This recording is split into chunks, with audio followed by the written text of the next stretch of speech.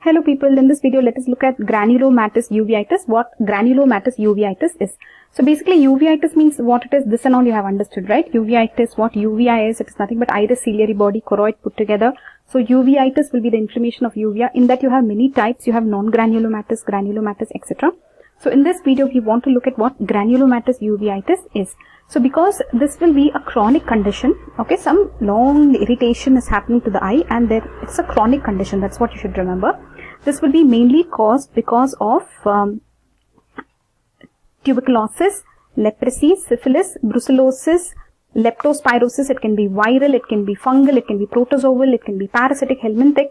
It can be because of pyogenic organisms also like streptococcus, staphylococcus, pneumococcus, gonococcus, etc. So basically remember it can be pyogenic, though in the classification, Wood's classification they said non-infectious will be granulomatous or non-granulomatous. It is possible that it can be pyogenic. Okay. So you understood the causes, didn't you?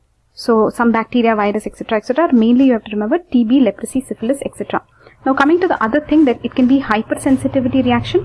Hypersensitivity to what? To the lens itself.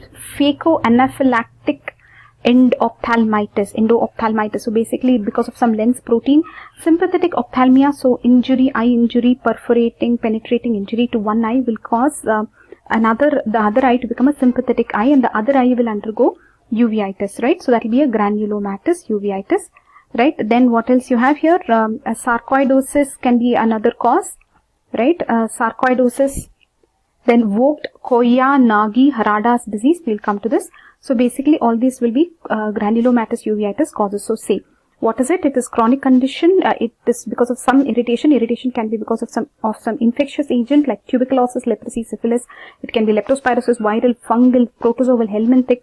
Pyogenic organisms also, some bacteria like streptococcus, staphylococcus, pneumococcus, gonococcus. Then because of some lens protein, so phacoanaphylactic endophthalmitis, sympathetic ophthalmia. All these are causes, all these hypersensitivity reactions. Then you have sarcoidosis, then sympathetic ophthalmitis, again they have put here, Vogt Koyanagi-Harada disease. Okay.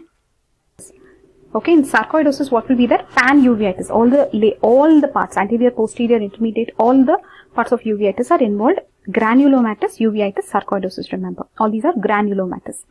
So here, granulomatous means, why is it granule should be there, right? So they will aggregate into nodules, so granules, so giant cells, same thing, tuberculosis you have always seen, giant cells, right? Granuloma, all these words are very typical of tuberculosis, you have already seen this, chronic and hypersensitivity, right? Delayed hypersensitivity kind of a thing. So more than 3 months of uveitis is called as chronic uveitis. So what and all will be there here? Lymphocytes, plasma cells, etc. Epithelioid cells. So mainly what you should know here, iris will have Koppes nodules and Busacka's nodules. So let us look at the Koppes nodules and Busacka nodules. So here you have Koppes nodules. By the pupillary margin you can see some Koppes nodules, and then you have Busacka's nodules. They are not near the margin, they are not near the pupillary margin, but all of them are on the iris. These are the nodules, so you can say granuloma, right? Similar nodular collection. So what are we reading today? Granulomatous uveitis, right? Granulomatous, is this word correct? Similar nodular collection of cells are deposited at the back of the cornea to form mutton fat, okay? So these nodules are there behind the cornea. So where will they be? Behind the cornea, right? So here is the cornea, and behind the cornea you are going to have like this. Basically they will be more like below here. So mutton fat capes, these nodules, right? So usually as a triangle. So capes, keratic precipitates in triangle. Basically these are mutton fat capes. So many types of capes are there. In this case it is mutton fat cape.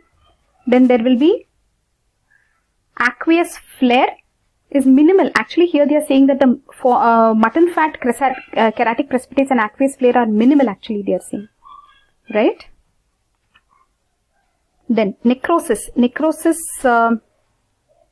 adjacent structures can be there. So there can be fibrosis, gliosis, right? Fibrosis, gliosis, all this can be there.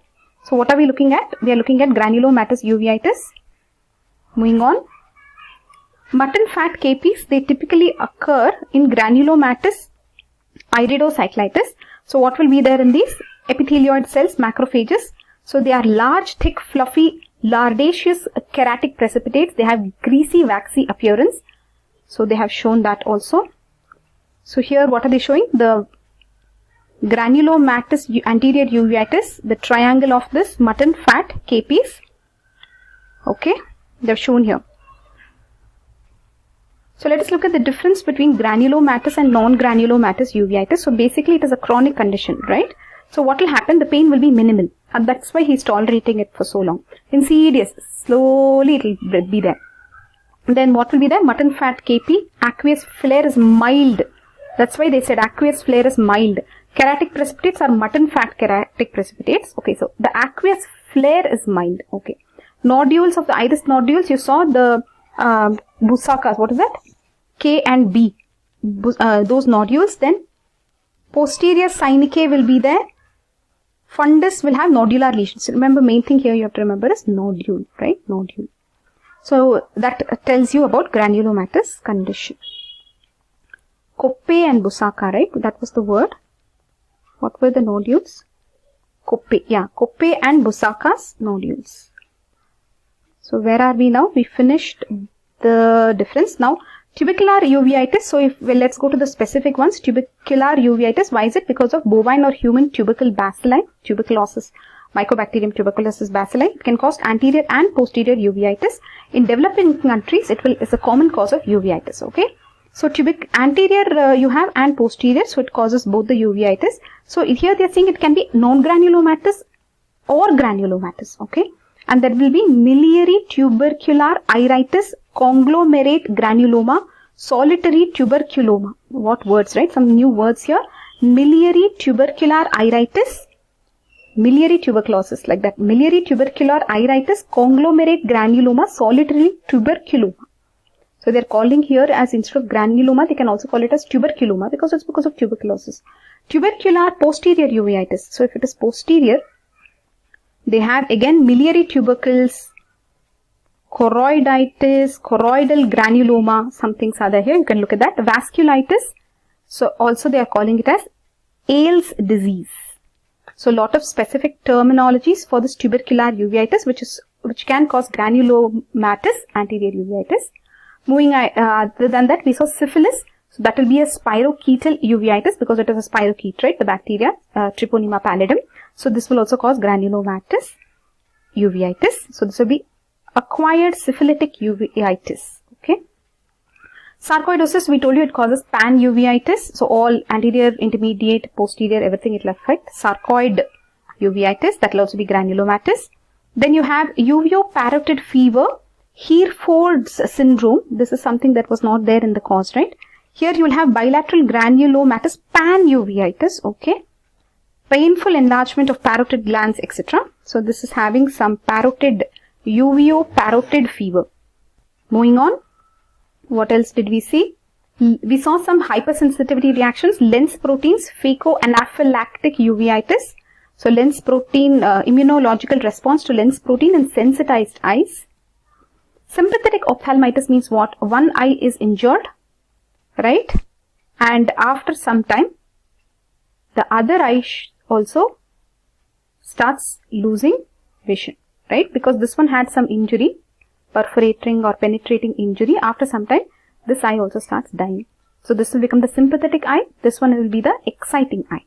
Exciting eye and sympathetic eye. So in that you will see granulomatous uveitis. Okay, let's continue. Then there is one more. Vogt-Koyanagi-Harada syndrome. In this also you will see granulomatous uveitis. Basically here what happens? Usually in young women, Japanese autoimmune disease, there will be antibodies. So there will be CNS symptoms and a lot of other symptoms, the eye, ear, skin. Okay. So CNS again, encephalopathy, meningeal irritation. Eye, there will be granulomatous uveitis, pan-uveitis. It will be bilateral.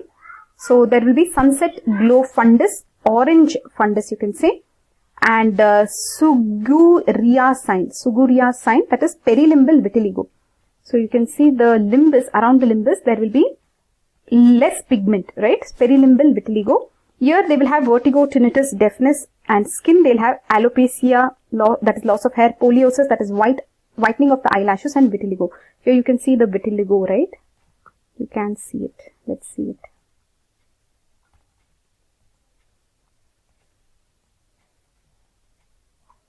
So you can see the vitiligo, right?